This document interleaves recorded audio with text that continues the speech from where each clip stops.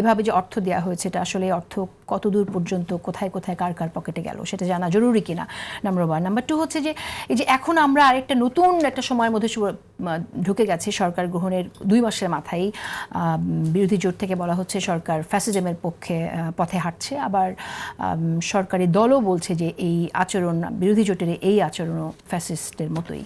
আপনার মন্তব্য শুনি।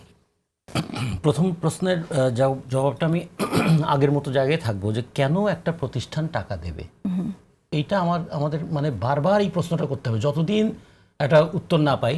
যেমন কেউ যদি বলে এই কাপটা কতবার ধুবেন, যতক্ষণ পরিষ্কার না হচ্ছে ততক্ষণ ধুতেই থাকবো আমি। ফলে এই প্রশ্নের উত্তর আমাদের পেতেই হবে যে এই যদি তাদের মধ্যে একটা বিরোধ তৈরি না হতো ফাউন্ডেশন করা না নিয়ে, ফাউন্ডেশনের কর্তৃত্ব নিয়ে, তাহলেও তো এই কথাটা ফাঁস নাও হতে পারতো।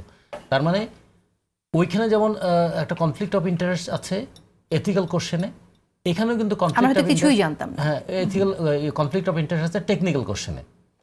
কনফ্লিক্ট অফ ইন্টারেস্ট এই জায়গাতে একটা রাজনৈতিক দলকে কি প্রচারণার জন্য টাকা দিতে পারে? বাংলাদেশ ব্যাংক বলল না, পারে না। তাহলে কি করবেন? তাড়াতাড়ি করে আপনার একটা ফাউন্ডেশন করেন। তাহলে ফাউন্ডেশনের একটা রেজিস্ট্রেশন কত দ্রুততম সময়ে তারা পেয়ে গেলেন। তাহলে এখানেও দেখেন, তাহলে যারা তাদেরকে ফাউন্ডেশনের রেজিস্ট্রেশন দিয়েছে এবং ফাউন্ডেশন করার জন্য পরামর্শ দিয়েছে, দিয়ে একটা পথ বের করে দিয়েছে, টাকা দেওয়ার জন্য একটা পথ বের করে দিলাম আপনাদেরকে। এবং তারপরে সেই টাকাটা কি কাজে ব্যবহৃত হয়েছে, টাকাটা যদি সঠিকভাবেও ব্যবহৃত হয়, কিন্তু যে প্রক্রিয়া টাকাটা নেওয়া হয়েছে প্রক্রিয়াটাকে আগে প্রশ্ন করতে হবে। তারপরে তো সঠিকতা বেঠিকতা, ওখানে দুর্নীতি হয়েছে কিনা সেটা একটা প্রশ্ন। কারণ এটা যদি আমরা মাথার মধ্যে এই প্রশ্নটা থেকে যায়, তাহলে কিন্তু এই সন্দেহটা থাকবে না জানিয়ে আরও কত প্রতিষ্ঠানের কাছ থেকে কতভাবে টাকা নিয়ে এটা করা হয়েছে।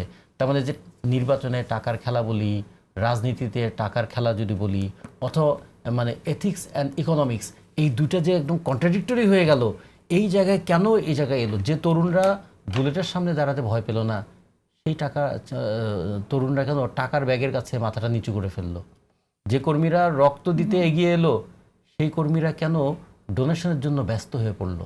এইভাবে কীভাবে একটা যে আকাঙ্ক্ষার অপমৃত্যু ঘটলো, এইটা তো আমাদের জাতিকে অনেক দিন প্রশ্ন, মানে একদিকে তো আকাঙ্ক্ষার অপমৃত্যুর কথা আপনি বলছেন, আর একদিকে আমি যে প্রশ্নটা আপনাকে করেছিলাম যে পাল্টাপাল্টি ফ্যাসিস্টের পথে, ফ্যাসিজমের পথে এখন পরেরটা যদি আসি, তাহলে ওইটা আমাদের থাকতে হবে যে কিভাবে একদল স্বপ্নবান তরুণকে, সাহসী তরুণকে আমরা কখনো কখনো টাকার লোভে পরাস্ত হয়ে যেতে দেখলাম, অথবা যারা তাদেরকে পরাস্ত করলেন সেটা দেখলাম। এইটা আমাদের বারবার প্রশ্নের মধ্যে রাখতে হবে। আর একটা হলো, ফ্যাসিস্ট কথাটাকে আমরা সস্তা বানিয়ে ফেলছি। একসময় যেমন মুক্তিযুদ্ধের চেতনাকে বলতে বলতে এটাকে সস্তা বানিয়ে ফেলা হয়েছিল। 30 লক্ষ মানুষের রক্তদান, 2 লক্ষ মা বোনের সম্ভ্রম, সব কিছু, এবং এত সংগ্রাম, 23 বছরের পাকিস্তান বিরোধী সংগ্রাম, এবং তারও পিছনে 190 বছরের ব্রিটিশ বিরোধী সংগ্রাম, সব মিলিয়ে তো আমাদের 71। সেটাকে আমরা কিভাবে হালকা করে ফেলতে দেখেছি। মানুষ মুক্তিযুদ্ধের চেতনা বললেই বলতো চেতনার নামে কি আবার ব্যবসা হচ্ছে নাকি? ঠিক দেখুন, 1.5 বছরের মধ্যে জুলাইয়ের অভ্যুত্থানের চেতনাটাকেও আমরা কিন্তু মানুষের কাছে অনেকটা হালকা হয়ে যেতে দেখলাম। কেন এগুলো হলো? এখন এই ফ্যাসিস্ট কথা বলতে বলতে ফ্যাসিস্টটাকে আমরা হালকা করে বলছি, মানে যে কোনো মানুষকে। এখন যদি সাংবাদিক প্রশ্ন করে, তাহলে আপনি তো ফ্যাসিস্টের মতো প্রশ্ন করছেন। মানে ফ্যাসিস্ট কথাটার আসলে অর্থটা কি? ওই একটা মাঝে মাঝে মনে হয় যে আমরা স্কুল থাকতে পড়ছিলাম যে নতুন নতুন শব্দ শিখলে সেই শব্দটা যে কোনো জায়গায় প্রয়োগ করে। এক ছাত্র নাকি সে কতিপয় শব্দটা তার খুব ভালো লেগেছিল, তারপর সে তার বাবাকে চিঠি লেখা শোনাচ্ছে, আমার কতিপয় বাবা শ্রদ্ধা নেবেন। তা এইরকম, তাহলে কতিপয় যে সব জায়গায় ব্যবহার করা যায় না, সেটাও তার কিন্তু ভালো লেগেছে শব্দটা। এখন আপনাকে গালি দেওয়ার জন্য আমি ফ্যাসিস্ট ব্যবহার করছি, কিন্তু আপনি যে 15 বছর আন্দোলনে ছিলেন এটা ভুলে গেলাম। আপনার সঙ্গে আমার যখনই দ্বিমত হয়ে গেল, আমি আপনাকে ফ্যাসিস্ট বানিয়ে দিলাম। এই যে একসময় বলছে এরা ত্যাগ করেছে, আন্দোলনের পর দেখি সব ত্যাগ দিচ্ছে আবার। মানে ত্যাগের রাজনীতিটা ভোগের রাজনীতিতে পরিণত হয়ে গেল, আর আন্দোলনটাকে ট্যাগই করা হয়ে গেল। তার ফলে যে মবটা তৈরি হলো, মব সংস্কৃতি, তার প্রভাবটা দেখুন তো। কোথাও কোনো যাচাই আর থাকলো না। কোনোভাবে যদি আপনাকে আমি একটা ব্যাড নেম দিয়ে দিতে পারি, তাহলে আপনাকে হত্যা করাটাও যেন যুক্তিসঙ্গত হয়ে যাচ্ছে, এরকম একটা জায়গায় চলে গেল। ফলে এখন যে নির্বাচনের পরে, নির্বাচনে তো পরাজয় এবং জয় দুটোই তো থাকে।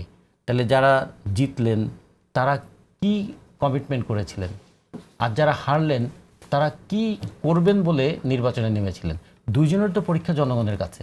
কিন্তু আমরা মল্লযুদ্ধটা দেখতে পাচ্ছি এখন পার্লামেন্টে, এবং সেটা দেখতে গিয়ে দুটো জিনিস খুবই ভাবিয়েছে।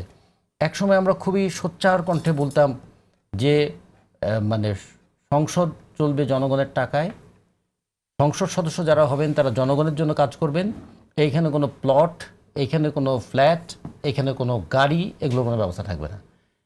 এখন দেখছি যে আবার একটা গাড়ি পেলে তিনি ট্যাক্স ফ্রি গাড়ি পেতেন, তার মানে গাড়িটা তাকে নিজের টাকায় কিনতে হতো, ট্যাক্সটা শুধু মওকুফ হতো। এখন সরকারি গাড়ি পাওয়ার প্রত্যাশা তৈরি হয়ে যাচ্ছে।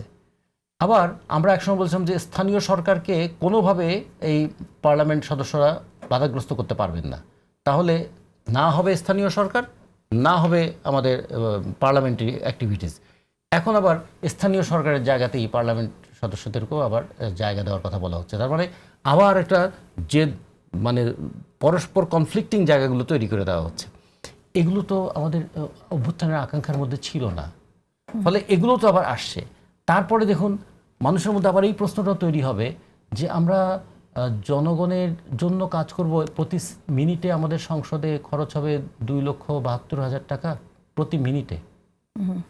সেই পার্লামেন্টে নির্বাচনের 72 ঘন্টা আগে আমেরিকার সঙ্গে যে চুক্তিটা হলো, সেই চুক্তিটার ফলে আমাদের কৃষি, আমাদের শিল্প, আমাদের বাণিজ্য, এমনকি যে চীন থেকে ঘুরে এলেন সরকারের প্রতিনিধি দল, একটা খবর পাওয়া গেল চীনের তারা নাকি খুব বেশি এন্টারটেইন করেননি তাদেরকে।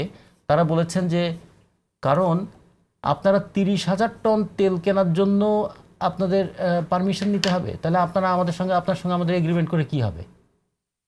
আমেরিকার সঙ্গে ওই কথাটা যদি থাকে যে আমেরিকা যাকে শত্রু মনে করবে তার সঙ্গে কোনো ব্যবসাও করা যাবে না, তো চীনের সঙ্গে আমেরিকার কন্ট্রাডিকশন আছে। Containment of China policy America খুব ভালোভাবেই নিচ্ছে, অথচ চীনের সঙ্গে আমাদের $20 বিলিয়ন বাণিজ্য, আমেরিকার সঙ্গে আমাদের 6 অথবা 7 বিলিয়ন ডলারের বাণিজ্য। সেই আমরা এখন চীনের কাছ থেকে তেল কিনতে গেলে পারমিশন লাগবে, রাশিয়ার কাছ থেকে তেল কিনতে গেলে পারমিশন লাগবে। তাহলে যদি পারমিশন নিয়ে আপনাদের বাণিজ্য করতে হয়, তাহলে আপনার সঙ্গে বাণিজ্য চুক্তি